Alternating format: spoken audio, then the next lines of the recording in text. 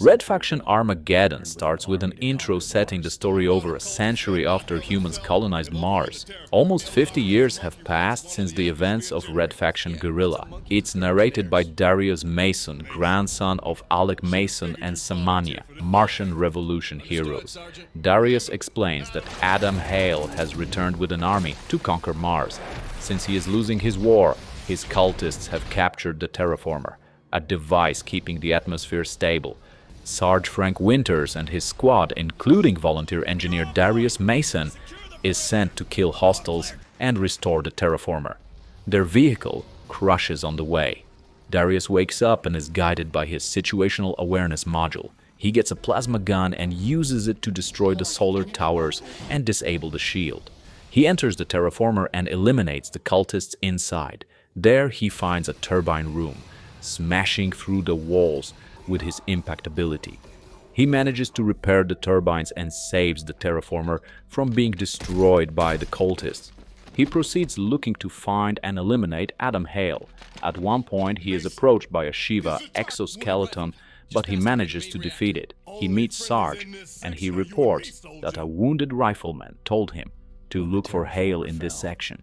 Winters tells him only friendlies in this section are him and Mason. Hale tricked them and managed to destroy the Terraformer. When it fell, the surface became a storm-blasted wasteland. In order to survive, the colonists are forced to flee to the underground mines of Mars, building a network of habitable caves under the surface of the planet.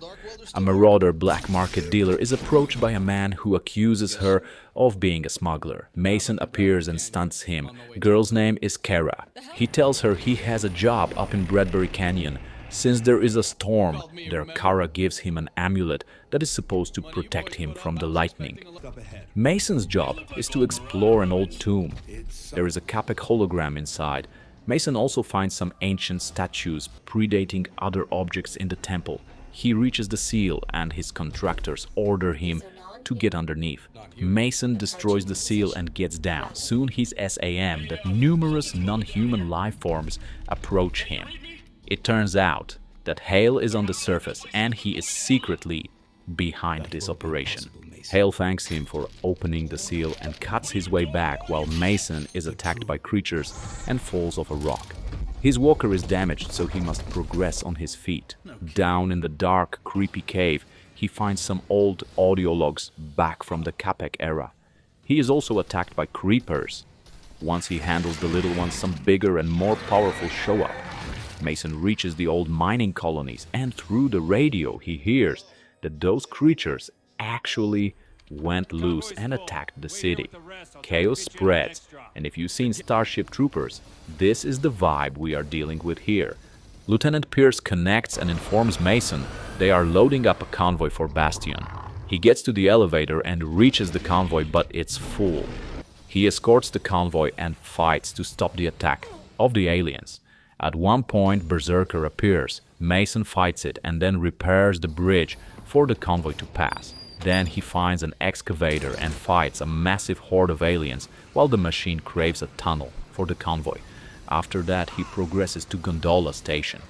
He rides it and gets to the Bastion. He looks for Kara, but there's no sign of her. There, humans fight to save the perimeter. Mason is asked to gather some power cells.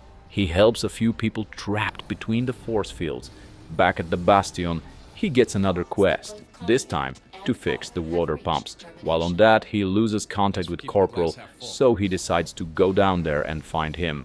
On the way, Corporal sends a message about some new creature, but it's unclear. Soon, he spots an invisible alien that is eating flesh. It's called Wraith, and not only can it disappear and appear in other places, but it's also toxic as hell. Still, Mason manages to find Corporal, but he dies a few seconds later. He decides to complete Corporal's task to get to the purification plant. On his way, he is approached by many aliens, including Wraiths. When he gets in, he finds out aliens infested the whole building, so he decides to destroy it. Then SIM informs him of hostile aggression on the outskirts of Bastions. He gets there, people rise against him, blaming him for the alien invasion. He is forced to escape by an angry mob who try to kill him. He has no other way than to get back on the surface. He loses the mob, falling into the sewers, and through them tries to find a way back to the surface. Of course, the path is filled with aliens. Kara connects through the radio and tells Mason she is near the market. He goes there, but he gets cornered by one of the guys who chased him earlier. Lucky for him, he gets killed by aliens. Kara tries to tell him something through the radio, but the transmission is lost. He gets to the market area and looks for her, but she connects again and they decide to meet at the surface elevator. Darius informs her he is after Hale. On his way, he encounters Behemoth, an even bigger and fatter alien than everything he saw before. He kills it and finds Kara, but soon others show up and open fire at Mason and Kara, but they get attacked by aliens while the duo is riding up the elevator. Back on the surface, Mason tells Kara that they start searching for Hale from that temple. They are cornered by soldiers, Frank Winters, and his commanding officer. Though he tries to explain what really happened there, officer orders to convey Mason to base camp. On the way, he talks to Frank, trying to convince him to help him go after Hale. At one point, they are attacked by aliens. Mason grabs the gun and helps the Red Faction to defend. They manage to survive the attack. After the battle, Mason knocks down Colonel, but Frank does nothing about it. Back in the camp, Frank tells Mason that the cultists have put up a network shroud. Mason decides to go and knock down the relay station to take down the shroud. Meanwhile, the Red Faction camp gets attacked by a mecha, but it turns out to be Kara. Soon, cultists arrive and a battle breaks out. Red Faction uses that mecha to destroy entrenched enemy and push back the attack. Darius and Kara are heading for the temple. Inside, they find an altar survey pod. Kara figures that altar scientists knew about the bugs years ago. She wants to get to the Marauder archives. Soon they spot Hale and other cultists with a chained alien. Looks like Hale managed to tame the creature. He tells his men they will use the power of the creatures to take over Mars. Mason slips and falls down. Alien becomes aggressive and Hale starts shooting at Darius, but he manages to jump to a moving cart. Hale is after him, but Mason manages to hold off the attack and escape the dig site. Hale's mecha gets stuck under the rocks and Mason decides to drop the power supply on it. It works and Hale gets killed. Mason still has some cultists on his ass, but Kara shows up and takes him out. Then they head for the Marauder archives. In order to do that, they get to Kara's homeland using a flyer. Kara leads Darius to a Marauder archivist, but she is dead. Mason takes her key and tells SAM to investigate it. It's a holo recording unit registered to the archivist Noella. Sam begins to process the data, but it will take time. Meanwhile, aliens begin to attack the temple. Kara begins to put back generators online while Mason fights with the bugs. After they push back the attack, Sam shows the entry. Noella says that Hale's plan is not perfect. Capek mapped a hidden path to the central mind before it drove him mad. If they manage to follow that path and kill the central mind, they will stop the invasion. Frank Winters shows up with his team to help. Mason reveals the plan. There is a secret tunnel that leads straight to the central mind.